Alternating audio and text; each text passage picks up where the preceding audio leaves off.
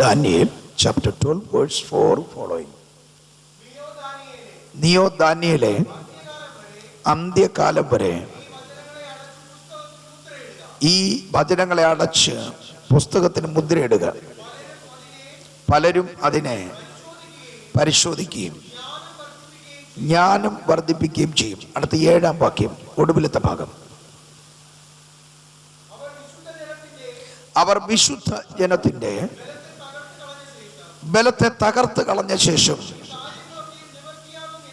ഈ കാര്യങ്ങളൊക്കെയും നിവൃത്തിയാകും എന്നിങ്ങനെ സത്യം ചെയ്യുന്നത് ഞാൻ കേട്ടു. ഞങ്ങളുടെ പിതാവേ, സ്വർഗ്ഗസ്ഥ കർത്താവേ, ഈ വചനത്തെ അനുഗ്രഹിച്ച് വാഴ്ത്തി ഞങ്ങൾക്ക് നൽകണമേ. കൃപ പകരാൻ പോകുക സ്തോത്രം. ഗ്രഹിപ്പാൻ നിന്റെ ശക്തി നിന്റെ ജനത്തിന് നൽകുന്നതിനായി സ്തോത്രം. വലിയ ഉണർവോടെ എഴുന്നേൽപ്പാൻ ദൈവം സഹായിക്കണമേ, യേശുവിൻ നാമത്തിൽ തന്നെ. ആമേൻ, ആമേൻ. ദാനിയേൽ പ്രവാചകന്റെ പുസ്തകം 12-ാം അധ്യായം 4 മുതലുള്ള വാക്യങ്ങളാണ് കഴിഞ്ഞ ആഴ്ചവട്ടം 3-ാമത്തെ സർവീസിൽ ഞാൻ ശുശ്രൂഷിച്ചത്. അത് സംബന്ധിച്ചുള്ള കൂടുതൽ വിവരണങ്ങൾ വേണമെങ്കിൽ എൻ്റെ ഫേസ്ബുക്കിലോട്ട് കയറിയാൽ മതി. കഴിഞ്ഞ ആഴ്ചത്തെ മെസ്സേജ് ലൈവായിട്ട് കൊടുത്തിട്ടുണ്ട്. അതുകൊണ്ട് 4-ാം വാക്യത്തെ ഒത്തിരി വർണ്ണിപ്പാൻ ഞാൻ താല്പര്യപ്പെടുന്നില്ല. പറഞ്ഞു വരുന്ന വിഷയം നിങ്ങൾക്കറിയാം. ഏറെ നാളുകളായി, ആഴ്ചവട്ടങ്ങളായി ദൈവസന്നിധിയിൽ നിങ്ങൾ കേട്ടുകൊണ്ടിരിക്കുന്നത് യേശു ക്രിസ്തുവിൻ്റെ പുനരാഗമനത്തിൻ്റെ ലക്ഷണങ്ങളാണ്. ധാരാളം സംഗതികൾ നമ്മൾ കേട്ടു കഴിഞ്ഞു. കഴിഞ്ഞ ആഴ്ചവട്ടം അന്ത്യകാലത്ത് ജ്ഞാനം വർദ്ധിപ്പിക്കും എന്ന സംഗതിയെക്കുറിച്ചാണ് നാം കേട്ടത്. അത് യേശു ക്രിസ്തുവിൻ്റെ വരവിൻ്റെ ലക്ഷണമായി ബന്ധപ്പെടുത്തി സംസാരിക്കാനായിട്ടിടയായി. ഈ 7-ാം വാക്യം 2-ാം ഭാഗത്ത് ഇങ്ങനെ കാണുന്നു, ഈ കാര്യങ്ങളൊക്കെയും നിവർത്തിയാകും എന്നിങ്ങനെ സത്യം ചെയ്യുന്നത് ഞാൻ കേട്ടു. അപ്പൊ സ്വാഭാവികമായി കാര്യങ്ങൾ ഏതാണ് എന്ന് നമ്മുടെ മനസ്സിൽ ഒരു ചിന്ത ഉണ്ടാകും. കാലം സമാപ്തമായി തീരാൻ കാര്യങ്ങൾ നിറവേറണം എന്നാണ് ദാനിയേൽ പ്രവാചകന് ദൈവം കൊടുത്തിരിക്കുന്ന വെളിപ്പാട്. 12-ാം അധ്യായം 1-ാം വാക്യം. ഈ പുസ്തകം മുഴുവൻ ധാരാളം കാര്യങ്ങളെ കുറിച്ച് പറയുന്നതാണെങ്കിലും ഒരു 10, 30, 35, 40 മിനിറ്റ് കൊണ്ട് യാതൊരു വിധമായ സുദീർഘ വർണ്ണനകളും നമുക്ക് നടത്താൻ കഴിയില്ല. ഇതൊരു പുസ്തകമായി പാഠ്യവിഷയമാക്കി തീർക്കുന്നതാണ് ഏറെ നല്ലത്. കമ്പിവാചകത്തിൽ ഈ 12-ാം അധ്യായത്തിൽ പറയുന്ന കാര്യം മാത്രം ഞാൻ നിങ്ങളോട് സൂചിപ്പിക്കാം. ഒന്ന്, ആ കാലത്ത് എന്ന് പറഞ്ഞാൽ യേശു ക്രിസ്തു ഭൂമിയിലേക്ക് കടന്നു വരുന്നതിന് തൊട്ട് മുമ്പുള്ള ഒരു പീഡാകാലം, ദൈവം പ്ലാൻ ചെയ്ത് പ്രവർത്തിക്കുന്ന സംഭവബഹുലമായ ദിനരാത്രികൾ. ആ കാലത്ത് നിന്റെ സ്വജാതിക്ക് ദാനിയേലിന്റെ സ്വജാതി എന്ന് പറയുന്നത് ഇസ്രായേൽ ഗോത്രം 12-നെയും കുറിച്ച് പറയുന്ന ഒരു കാര്യമാണ്. തുണ നിൽക്കുന്ന മഹാപ്രഭുവായ മീഖായേൽ എഴുന്നേൽക്കും. ഒരു ജാതി ഉണ്ടായത് മുതൽ ഈ കാലം വരെ സംഭവിച്ചിട്ടില്ലാത്ത കഷ്ടകാലം നിന്റെ സമൂഹത്തിനുണ്ടാകും, നിന്റെ സമൂഹത്തിന് ഉണ്ടാകും. ഈ ഭാഗം പലവട്ടം നിവർത്തിക്കപ്പെട്ടു എന്ന് യഹൂദന്മാർ ശഠിച്ചിരുന്നു. ഓരോരോ ജാതീയ രാജാക്കന്മാർ ഇസ്രായേലിനെ ആക്രമിക്കുമ്പോൾ ഈ വചനം നിറവേറി എന്ന് അവർ ചിന്തിച്ചിരുന്നു. പക്ഷേ അടുത്ത തലമുറ വീണ്ടും ചിന്തിച്ചു, ഈ മഹാകഷ്ടകാലം, യാക്കോബിന്റെ കഷ്ടകാലം എന്ന് പ്രവാചകന്മാർ വിളിക്കുന്ന ഇസ്രായേലിന്റെ കഷ്ടകാലം അവരുടെ ആയുസ്സിൽ നേരിടുമോ എന്ന് വീണ്ടും അവർ ഭയപ്പെട്ടിരുന്നു. ഓരോ കഷ്ടങ്ങൾ കഴിയുമ്പോൾ അവരാശ്വസിച്ചിരുന്നു, ഇനിമേൽ കഷ്ടം ഉണ്ടാകയില്ല. പക്ഷെ ഇനിമേൽ കഷ്ടം ഉണ്ടാകാതിരിക്കണമെങ്കിൽ മഷിക വരണം. മഷിക വരാത്തോണ്ട് വീണ്ടും അവർ ഭ്രമിച്ചുപോയി. ലോകാരംഭം മുതൽ ഇതുവരെയും ആരും കണ്ടിട്ടില്ലാത്ത മഹാകഷ്ടകാലം ഇനിയും ഇസ്രായേലിൽ വരണമല്ലോ. ഇന്നും ഇസ്രായേലിന്റെ ഉള്ളിൽ പുസ്തകം വായിക്കുന്ന ഏവർക്കും ഗ്രഹിക്കാവുന്ന ഒരു സത്യമാണ്, അവർ ഇതുവരെ അനുഭവിച്ചിട്ടില്ലാത്ത മഹാകഷ്ടകാലം അവർക്ക് വരുന്നു. ലോക ജനതയിൽ ഏതെങ്കിലും ഒരു ജനത കഷ്ടം അനുഭവിച്ചിട്ടുണ്ടെങ്കിൽ അവരെക്കാൾ 100 ഇരട്ടി രാഷ്ട്രീയമായും സാമൂഹ്യമായും സാമ്പത്തികമായും മതപരമായും പീഡിപ്പിക്കപ്പെട്ട വേറെ ഒരു ജനത ഭൂമിയിലില്ല. ഇനിമേൽ വരാൻ പോകുന്ന മഷിക അവരുടെ മഷികയായി വെളിപ്പെടുന്ന തൊട്ട് മുമ്പുള്ള മഹാകഷ്ടകാലത്തെ കുറിച്ചുള്ള വർണ്ണനയാണ് ദാനിയേൽ പ്രവാചകന്റെ പുസ്തകം 12:1 കാണുന്നത്. 1, അവിടെ കഷ്ടകാലം. 2, നിലത്തിലെ പൊടിയിൽ നിദ്ര കൊള്ളുന്നവരിൽ പലരും ചിലർ നിത്യജീവനായും ചിലർ ലജ്ജയ്ക്കും നിത്യനിന്ദയ്ക്കുമായി ഉണരും. അപ്പോ ഒരു പുനരുത്ഥാനം സംഭവിക്കണം. ചിലർ ചിലർ ചിലർ എന്ന് പറയപ്പെട്ടിരിക്കുന്നതിനാൽ വെളിപ്പാട് പുസ്തകം ഒടുവിലത്തെ ഭാഗങ്ങൾ വായിക്കുമ്പോൾ 21:11 മുതൽ താഴോട്ട് 15 വരെയുള്ള വേദാംശം വായിക്കുമ്പോൾ മരിച്ചവർ ആബാലവൃന്ദം ഉയർത്തെഴുന്നേൽക്കുന്നു എന്ന് കാണുന്നു. പക്ഷെ ദാനിയേൽ പ്രവാചകന്റെ പുസ്തകം 12 ഈ 3-ാം വാക്യത്തിൽ 2-ാം വാക്യത്തിലും ചിലർ ചിലർ ചിലർ എന്ന പ്രയോഗം വളരെ സൂക്ഷ്മമായി സൂക്ഷിക്കേണ്ടതാണ്. ഈ ചിലർ ചിലർ എന്ന് പറയുന്നത് സകലരുമല്ലാതെ ഒരു പുനരുത്ഥാനമുണ്ട്. സകലരും അല്ലാതെ ഉള്ള ഒരു പുനരുത്ഥാനം എന്ന് പറയുന്നത് മഹാകഷ്ടകാലം, യാക്കോബിന്റെ കഷ്ടകാലം കഴിഞ്ഞ് ഇസ്രായേൽ 12 ഗോത്രങ്ങളുടെ കഷ്ടകാലം കഴിഞ്ഞ് വെളിപ്പാട് പുസ്തകം 21-ാം അധ്യായം 6-ാം വാക്യത്തിൽ അതിന്റെ പ്രതിപാദ്യമുണ്ട്. അവിടെ പറയുന്നു, ഒന്നാമത്തെ പുനരുത്ഥാനം, 1-ാം പുനരുത്ഥാനത്തിൽ പങ്കുള്ളവൻ ഭാഗ്യവാനും വിശുദ്ധനുമാകുന്നു. 2-ാം മരണത്തിന് അവന്റെ മേൽ സ്ഥാനമില്ല. അവർ ക്രിസ്തുവിനോടുകൂടെ 1000 ആണ്ട് വാഴും.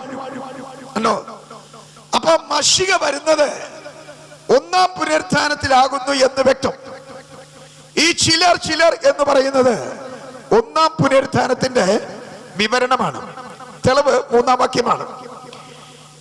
ബുദ്ധിമാന്മാർ ആകാശമണ്ഡലത്തിലെ പ്രഭ പോലെയും പലരെയും നീതിയിലേക്ക് തിരിക്കുന്നവർ ആകാശമണ്ഡലത്തിലെ നക്ഷത്രങ്ങളെ പോലെയും എന്നുവെന്നേക്കും ശോഭിക്കും. ഫിലിപ്പി ലേഖനം 2-ാം അധ്യായം 15-ാം വാക്യം വായിച്ചാൽ നിങ്ങൾ ലോകത്തിൽ നക്ഷത്രങ്ങളെ പോലെ ശോഭിക്കേണ്ടതാകുന്നു എന്ന് പൗലോസ് എഴുതി തന്നിരിക്കുന്നു. അനേകരെ നീതിയിലേക്ക് തിരിക്കുന്നവരും ആകാശത്തിലെ നക്ഷത്രങ്ങളെ പോലെ ശോഭിക്കുന്നതും ക്രൈസ്തവ ജനത എന്ന് ഉറക്കെ പറയുകയാണ് ഈ പ്രവചനം. ഞാൻ വെളിച്ചമാകുന്നു എന്ന് പറഞ്ഞ് ഇറങ്ങി വരികയും you are the light of the world എന്ന് പറഞ്ഞ് ഉയരങ്ങളിലേക്ക് പോയ നസ്രേനായ യേശു നമ്മെ വെളിച്ചവാഹികളായി ഭൂമിയിലാക്കി വെച്ചിട്ട് പോയി. ഇരുളും അന്ധതമസും പാപവും അനീതിയും അക്രമവും അശുദ്ധിയും ഒക്കെ നിറഞ്ഞ മലീമസമായ ഈ ഭൂലോക ജനതയെ ഒരിറ്റ് വെളിച്ചം കാട്ടുവാൻ ഭൂമിയിലാക്കി വെക്കപ്പെട്ടവരാണ് ഞാനും നിങ്ങളും. വളരെ തത്രപ്പെട്ട് നമ്മുടെ പിതാക്കന്മാർ അതിനായി ഒരു തലമുറയെ വാർത്തെടുത്തിരുന്നു. കേരളത്തിലും ഞങ്ങൾ ഇങ്ങോട്ട് വരുന്ന സമയത്ത് പ്രത്യേകിച്ച് പറയാനായിട്ടിടയായി. അങ്ങനെ ലോകത്തിൽ നിന്ന് വേർതിരിക്കപ്പെട്ടവരെ ക്രിസ്തുവിന്റെ പ്രഭാത നക്ഷത്രങ്ങളായി ശോഭാപരിപൂർണമാക്കി തീർത്ത ഒരു കൂട്ടം വിശുദ്ധന്മാർ ആദിമ പെന്തിക്കോസ്ത് ചരിത്രത്തിനകത്തുണ്ട്. അവർ സ്നാനപ്പെട്ട് ദൈവകൃപയിലേക്ക് വരുന്ന ദൈവമക്കളുടെ മേൽ ഭയങ്കരമായ നിയോഗങ്ങൾ അവർക്ക് കൊടുത്തിരുന്നു.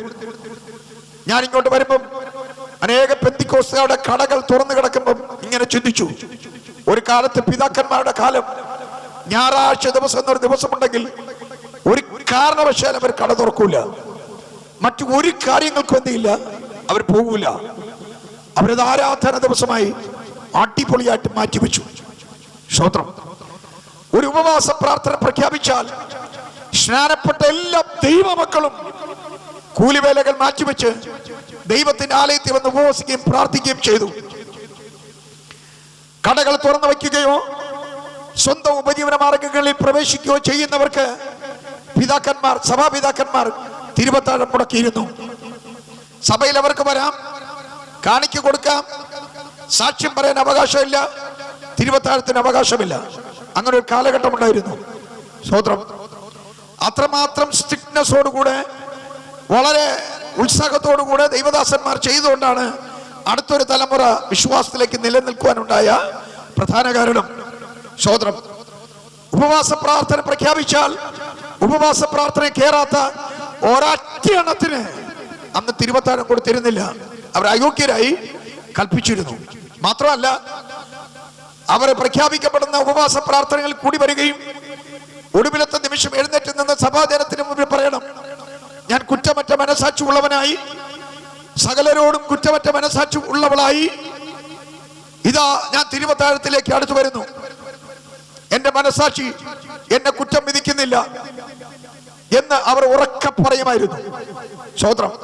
അങ്ങനെ ഉള്ളവർക്ക് മാത്രമേ അവർ തിരുവത്താഴം കൊടുത്തിരുന്നുള്ളൂ. അപ്പൊ നിങ്ങൾ ചോദിക്കും, എന്തുകൊണ്ടാണ് അങ്ങനെ പറഞ്ഞിരുന്നത്? പ്രധാനമായി രണ്ട് കാര്യങ്ങളാണ്.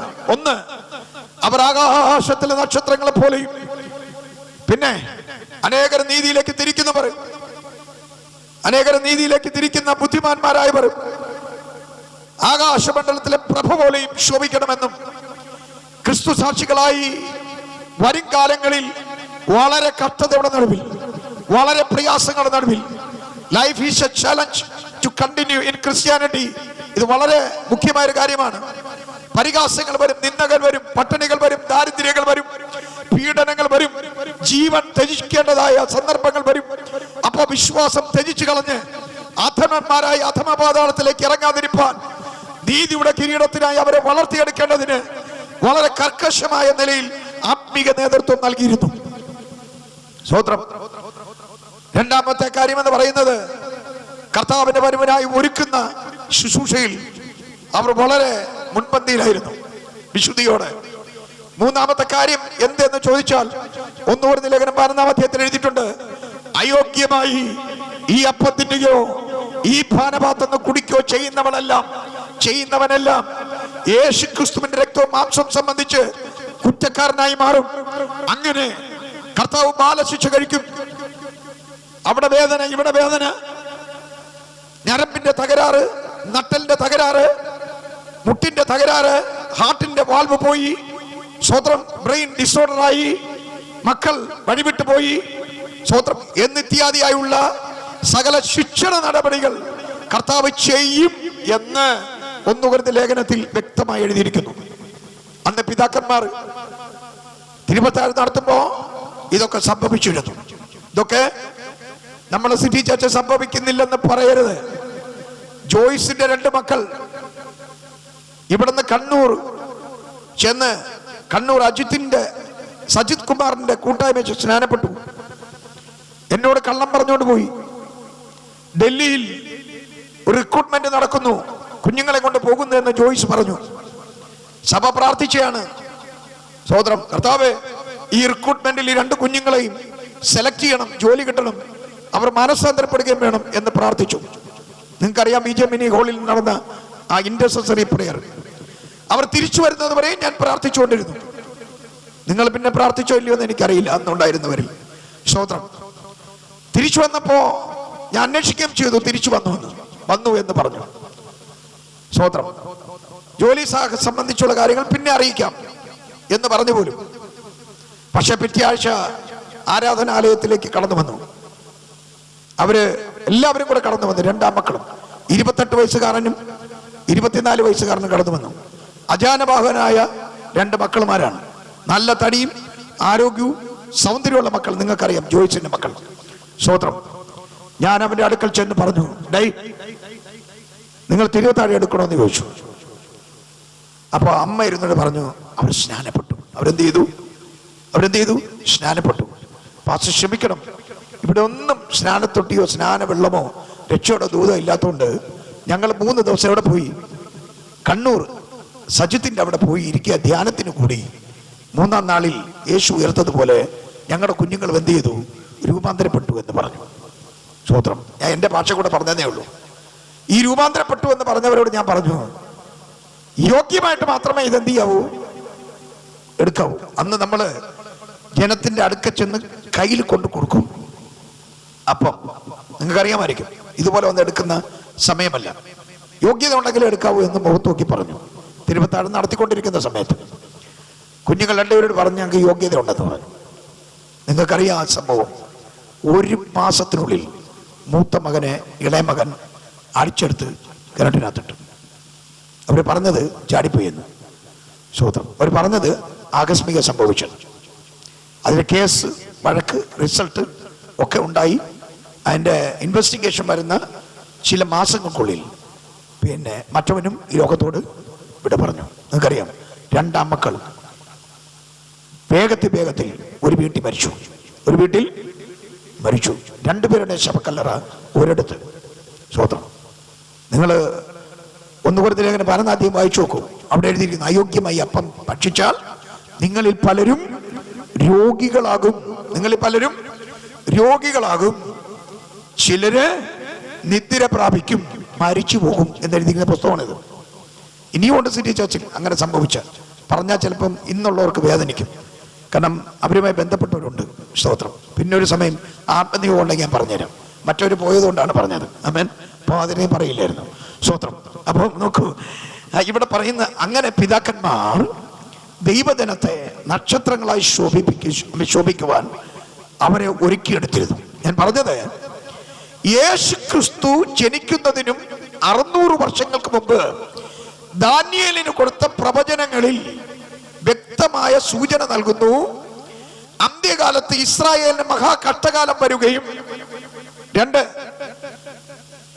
അന്ത്യകാലത്തിന്റെ ഒടുവിൽ മശിക വെളിപ്പെടുമ്പോ ചിലർ പുനരുത്ഥാനം പ്രാപിക്കും. ആ ചിലരാരാണ്?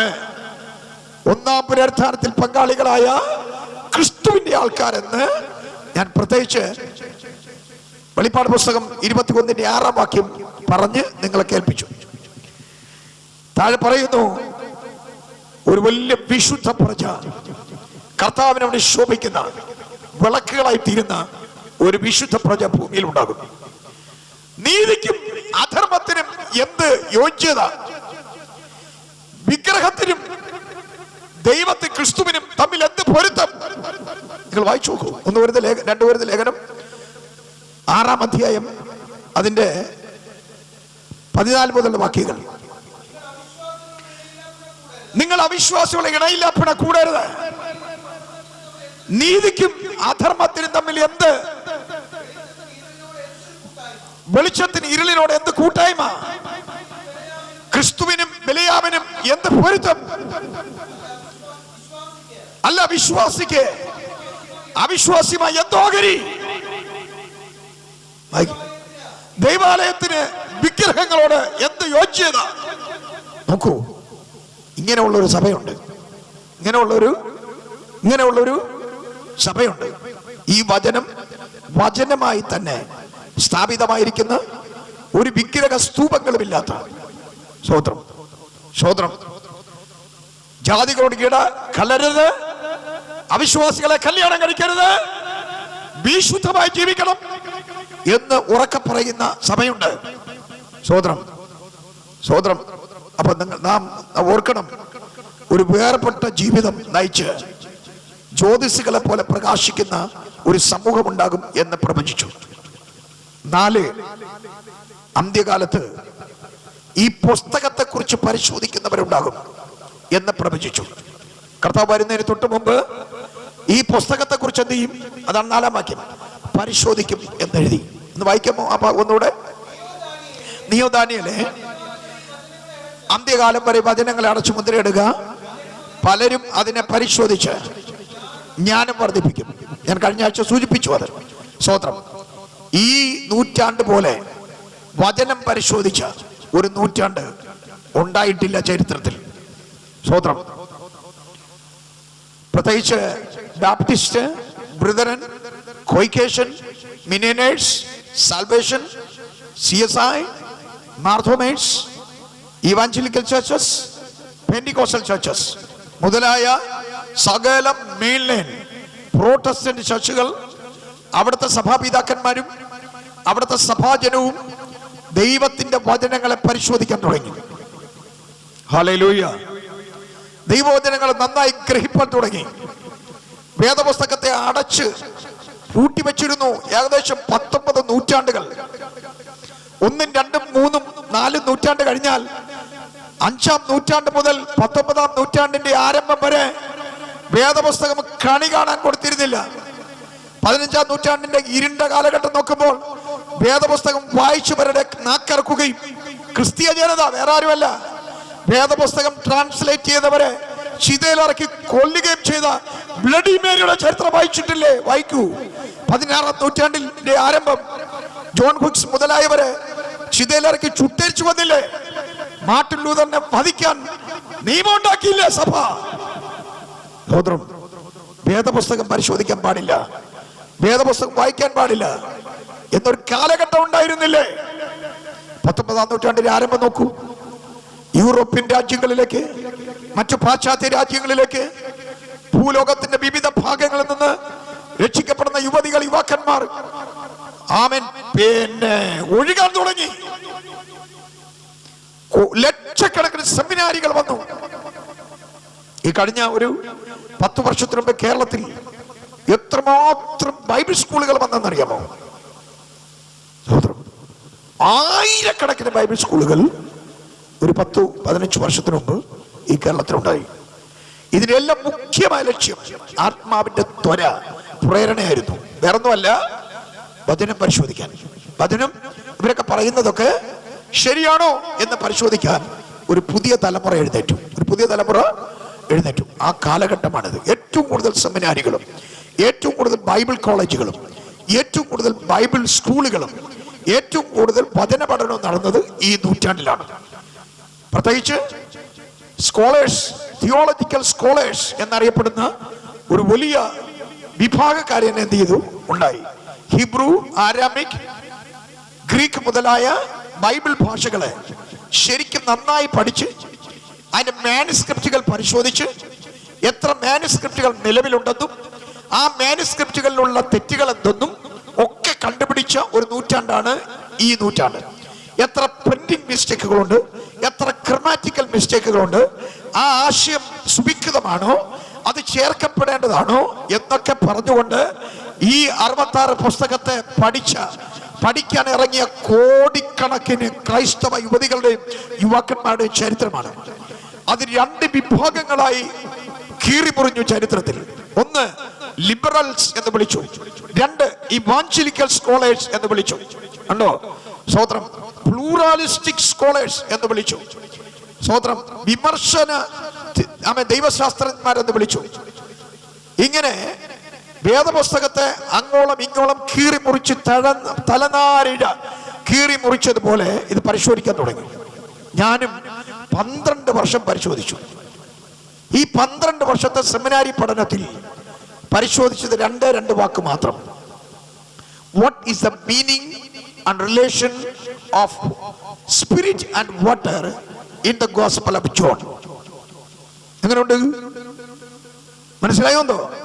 യോഹന്നാൻ എഴുതിയ സുവിശേഷത്തിൽ വാട്ടർ എന്ന പ്രയോഗവും സ്പിരിറ്റ് എന്ന പ്രയോഗവും വെള്ളം എന്ന പ്രയോഗവും ആത്മാവ് എന്ന പ്രയോഗവും യോഹന്നാൻ എന്ത് അർത്ഥമാക്കി ബന്ധപ്പെടുത്തി സഭയ്ക്ക് നൽകിയിരിക്കുന്നു. ഇത്രയും പരിശോധിച്ചപ്പോൾ 12 വർഷം തീർന്നു. 12 വർഷം ചിലരെ ആയിരിക്കുന്ന പാസ്റ്റർ ആകാൻ എന്ത് ചെയ്യണ്ട, പഠിക്കേണ്ടെന്നാണ്. 2 തീമോഥെയോസിന്റെ പുസ്തകം 3-ാം അധ്യായത്തിൽ എഴുതിയിട്ടുണ്ട്. 16 മുതൽ വാക്യങ്ങൾ.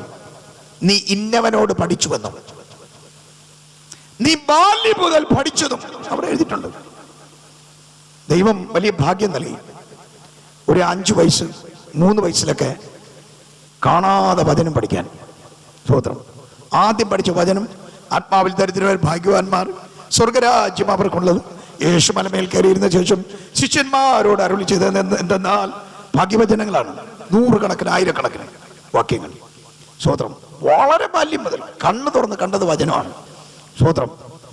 എന്നിട്ടും വർഷങ്ങൾ ദൈവവചനം പരിശോധിക്കാൻ പോകണമെന്ന് മനസ്സിൽ ഒരു വാഞ്ച നൽകിയത് ഈ പുസ്തകം നൽകിയതാണെന്ന് എനിക്കിപ്പോൾ തോന്നുന്നു. ഇതൊന്നും കണ്ടിട്ടല്ല പോയത്, ആത്മപ്രേരണ കൊണ്ട് പോയതാണ്. സ്തോത്രം. നന്നായി ബാല്യം മുതൽ ഒരു ശുശ്രൂഷകൻ വചനം അഭ്യസിച്ചിരിക്കണം എന്ന് ദൈവവചനം നിർദ്ദേശിച്ചിരിക്കുന്നു. സ്തോത്രം. അപ്പോ ഇത് വളരെ ഇമ്പോർട്ടന്റ് ആയ ഒരു സംഗതിയാണ്. അന്ത്യകാലത്ത് ഈ പുസ്തകത്തെ പരിശോധിക്കുന്നവരുടെ എണ്ണം വർദ്ധിക്കും. ഇതിന്റെ തലനാരിഴ പരിശോധിക്കുമെന്ന് തിരുവെഴുത്തിൽ എഴുതപ്പെട്ടിരിക്കുന്നു. സ്തോത്രം. അപ്പൊ ഇനി നമുക്ക് ചിന്തിക്കാവുന്നതേ ഉള്ളൂ, യേശു ക്രിസ്തുവിന്റെ വരവ് ആസന്നമായി. ഈ ആസന്നമായി എന്ന് പറഞ്ഞിട്ട് ഇത് സംഭവിക്കാത്തത് എന്ത് എന്നൊരു ചിന്തയാണ് നമ്മുടെ ഉള്ളിൽ എപ്പോഴും കയറി വരുന്നത്. സ്തോത്രം. ആസന്നമായി, വേഗത്തിലാകും എന്നതൊക്കെ ദൈവത്തിന്റെ ഭാഷയാണ്. ആസന്നം, കല്യാണമായി, വീട് വയ്ക്കാൻ സമയമായി, ജോലി കിട്ടാൻ സമയമായി, ശരീരം പ്രായമായി. മനസ്സിലായോ? ഇങ്ങനെയൊക്കെ പറയുന്നത് ഒരു കാലഘട്ടത്തെ കുറിച്ച് പറയുന്ന കാര്യമാണ്. അതിന് ഇന്ന് എന്നെടുക്കുന്നതാണ് തെറ്റ്. ഇന്ന് രാവിലെ എന്നെടുക്കുന്നതാണ് തെറ്റ്. ഇന്ന് പ്രഭാതത്തിൽ എന്നെടുക്കുന്നതാണ് തെറ്റ്. ഉപദേശിമാരുടെ അടുത്ത് എത്ര പറഞ്ഞാലും മനസ്സിലാക്കാത്ത ഒരു സംഗതിയാണ് ഈ സംഗതി. സ്തോത്രം. കർത്താവിന്റെ വരവ് ആസന്നമായി, ഇത് വിളിച്ചു പറയണമെന്നാണ് പറഞ്ഞത്. കർത്താവിന്റെ വരവിനെ കുറിച്ച് പറഞ്ഞിരിക്കുന്നത്, ഒന്ന്, പിതാവ് അനുവാദം കൊടുക്കണം. എന്റെ പിതാവല്ലാതെ വേറെ ആരും ആ ദിവസത്തെ കുറിച്ച് അറിയുന്നില്ല. നിങ്ങൾ ഇവിടെ കേൾക്കുന്നുണ്ടല്ലോ. സ്തോത്രം.